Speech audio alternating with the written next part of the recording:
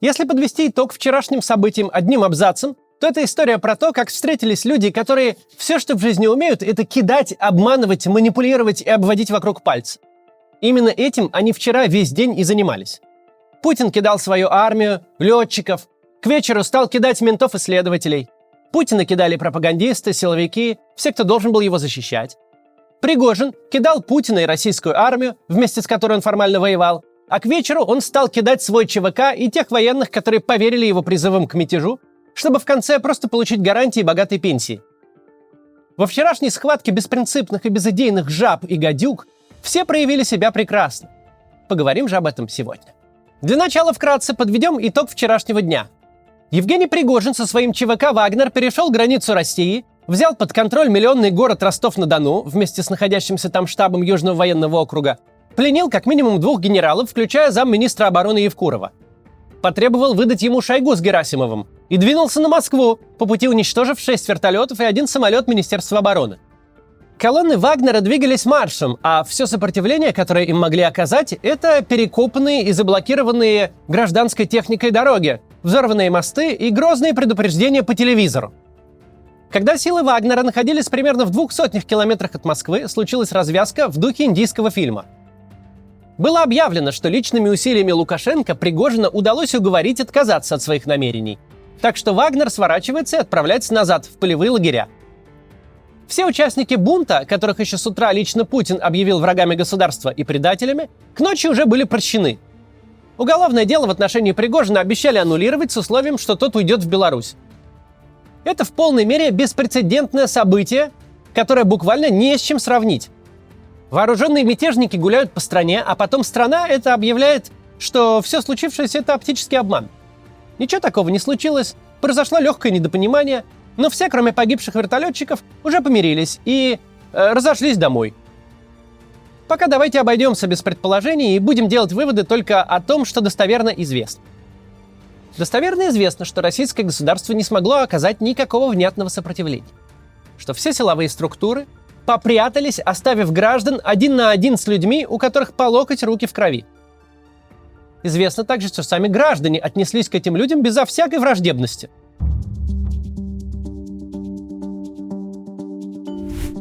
Мы помним, как встречали армию вторжения в Украине. Как граждане выходили на митинги против вооруженных военных и блокировали бронетехнику. Как явно давали понять оккупантам, что им в Украине не рады, что находятся те на враждебной земле, вражеской земле. В памятках российским военным прямо пишут: не брать еду и питье у местных, они могут быть отравлены. В настроениях на оккупированных территориях уже давно никто не сомневается. Однако мятежную армию Пригожина никто даже не собирался останавливать. Отпетые уркаганы, чей символ казнь людей кувалдой, шли, не встречая практически никакого сопротивления. Авиация что-то там пыталась сделать с большим ущербом для самой себя. Но на земле никаких боев мы не видели. Хотя везде, где шли вагнеровцы, были целые толпы людей с оружием. Менты, какие-то части Минобороны, не задействованные на войне. Все сорта Росгвардии, отделения ФСБ и их разнообразные военизированные формирования. Только где все эти люди были? Мы же с вами знаем, как это работает. Если завтра в Ростове, Воронеже или в любом другом городе, где Вагнер чувствовал себя как дома, выйдет на улицу 100 человек в защиту Алексея Навального, из-под земли тут же вырастут закованные в доспехи космонавты в пропорции минимум 10 к 1. То есть они там есть. Есть в достаточном количестве. Только никто их почему-то вчера не видел. Но это ладно. Допустим, от российской силовой машины никто чудес и не ждал. Но вы видели, как Пригожина и его отморозков провожали из Ростова? Их провожали как народных героев, как голливудских звезд, идущих по красной дорожке. Так провожали людей, которых Владимир Путин лично, прямо по телевизору назвал врагами народа и предателями, которых он объявил вне закона, которые, по его словам, работают на противника.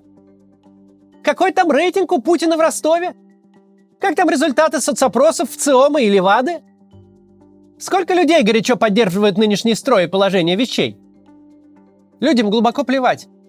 Плевать на политику, плевать на происходящее вот это все. Это правда. Люди убеждены, что от них ничего не зависит, что они ни на что не могут повлиять. В этом их убеждали много лет. В 99% случаев именно этого режима добивается. Только в обратную сторону это тоже работает.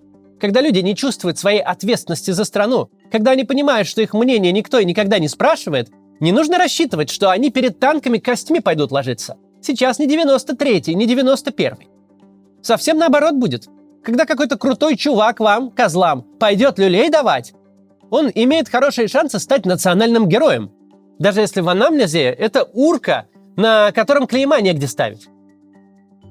Сегодня мы получили исчерпывающий ответ на вопрос: если не Путин, то кто? Да кто угодно. Тот, кто способен собрать вокруг себя шайку вооруженных людей, уже годится. Он беспрепятственно пройдет по всей стране, а реакция жителей будет в диапазоне от безразличия до поддержки. Что было бы, если бы Пригожин получил бы, что хотел, если бы ему отдали Шойгу и Герасимова, а он их на кол посадил прямо посреди Красной площади? Кто бы по этому поводу расстроился? Кто бы вышел протестовать? Военнослужащие? Но так уж вышло, что они, как и вся провоенная общественность, ненавидят российское командование гораздо сильнее, чем люди нашего фланга. Скорее, в либеральном твиттере поднялся бы шум. Ну как же так, живых людей и на кол, что за варварство и средневековье? А вот авторы Z-каналов, вероятно, переживали бы, что этих двоих еще и не подожгли. В связи с этим очень смешно смотреть на невеселые лица конспирологов, которые весь вечер 23-го и даже утром 24-го фантазировали о тайном плане Путина, в котором Пригожин лишь марионетка. Вот что-то у них Путин хотел всем нам показать, кого-то проверить, что-то продемонстрировать. Ну так, как дела? Показал? Продемонстрировал? Что именно продемонстрировал-то? Что можно маршем идти по стране, захватывать власть, сбивать самолеты и вертолеты, а государство перед тобой будет просто разваливаться? Что тебя, изменника и государственного преступника, которому лично Путин пообещал все кары земные и небесные, будут провожать как героя, а государство в критический момент просто тихо отползет. Все простит и едва ли не прощения попросит. Парадокс вчерашнего скоропостижного мятежа заключается в том, что режим спасла его же архитектура. В нем все не настоящее, везде одни только понты и павлиньи хвосты. Насколько ненастоящее государство, насколько все в нем держится на чистом пиаре, настолько же липовые были у него и бунтовщики. Если бы Пригожин не был точно таким же пиарщиком и звездоболом, как его хозяева, если бы он вознамерился не получить гарантии неприкосновенности собственной шкуры и возможности богатой пенсии, а всерьез хотел бы взять Москву, то пока непонятно, что бы ему помешало. Буквально каждый мудак сработал штатно. Силовики, грозно вращавшие глазами, куда-то все попрятались. Потешное войско Кадырова так и не доехало до Ростова, зато с удовольствием машет кулаками после драки, изображая из себя Рэмбо в Подмосковье. Абсолютно все занимались привычным делом, пытались произвести впечатление на публику. И упаси Господь, бунтовщик не оказался бы с ними одного поля ягодой. Даже вылетая вниз головой из окна своего кабинета, они бы думали о том, какую методичку выдать Первому каналу, чтобы все не выглядело так погано. Пытались бы внушить публике, что ситуация полностью у них под контролем. Если бы мысль о бунте пришла в голову не хитрозадому медиа-менеджеру, чей главный актив не частная армия, а фабрика троллей, а настоящему психу, жаждущему власти, то к моменту записи этого ролика все было бы уже кончено. Пригожин сидел бы в кресле президента, вещал бы на Первом канале, и ему присягали бы губернаторы и министры.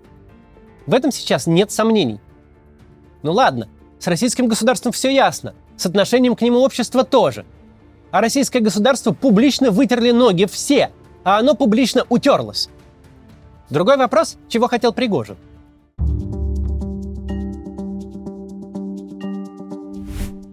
Для ответа нужно вспомнить, откуда вообще взялась группа Вагнера. Возникла она в 2014 году в период боев на Донбассе и была создана под конкретную задачу – убивать людей по заказу спецслужб. Полевые командиры Донбасса, самоназначенные герои русского мира, в массе своей были отбитыми на всю голову маргиналами, которые очень легко выходили из-под контроля. Это были люди, которые почему-то думали, что если поверили брехне из телевизора, сколотили шайку из коллег по автомойке и отправились воевать за русских, то теперь российское государство и Владимир Путин им чем-то обязан. Владимир Путин на этот счет придерживался иного мнения. И когда проект ЛДНР не показал искомых пропагандистских результатов, началась массовая зачистка. Уничтожали как отдельных полевых командиров, так и целые подразделения. Именно для этого группа Вагнера была создана. Именно этим она занималась.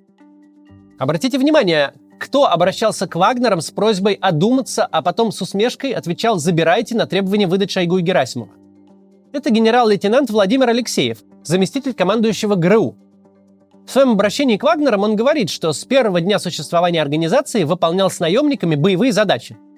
Что же это за такие боевые задачи, которые связали второго человека в военной разведке России с какими-то частными боевиками? Ответ в том, что не были они никакими частными.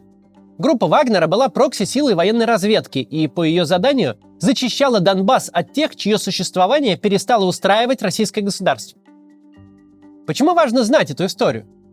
Потому что Пригожин, который сам стирал за российским государством его грязное белье, не мог не видеть, к чему все идет. Он понимал, что Путин делает с теми, кто стал проблемой. А скорее всего, имея широчайшие связи в российских спецслужбах, просто знал, что решение по нему уже принято. Как оно было бы исполнено, уже детали. Сколотили бы для него и его бойцов группировку Бетховена, или подарили бы синие трусы с новичком, или непрозрачно намекнули бы украинской стране, куда наводить Химарс. Это уже не важно. Суть проста. Решение принято, значит, Пригожин смертник. Пригожин увидел лишь один выход из этой ситуации – поставить Путина в такую ситуацию, в которой тот вынужден будет дать железные гарантии. Ни обещания, ни указ, ни федеральный закон, никакие не слова, будь они произнесены или написаны на бумаге, а настоящие гарантии. Ведь по-своему это очень смешно. Наш любовный треугольник переговоров публично сложился из Путина, Лукашенко и Пригожина.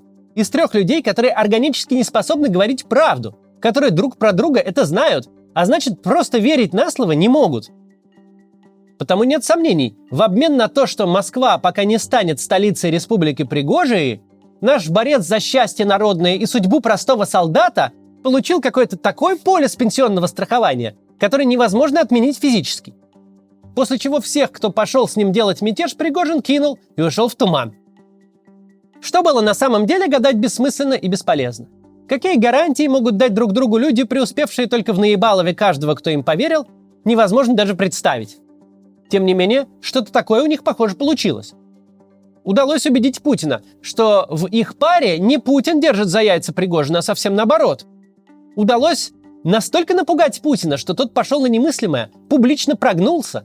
Путин выступил днем по телевидению, грозно назвал всех предателями и грозил, что они понесут наказание. А вечером история не просто тихо сошла на нет, как у нас было принято. Напротив, все было объявлено публично и официально. С Пригожина снимаются все обвинения. Все события 24 июня считаются непроизошедшими. Его бойцы могут с почетом отправляться домой, а военных пилотов, у которых остались жены и дети, мы тихо похороним и забудем.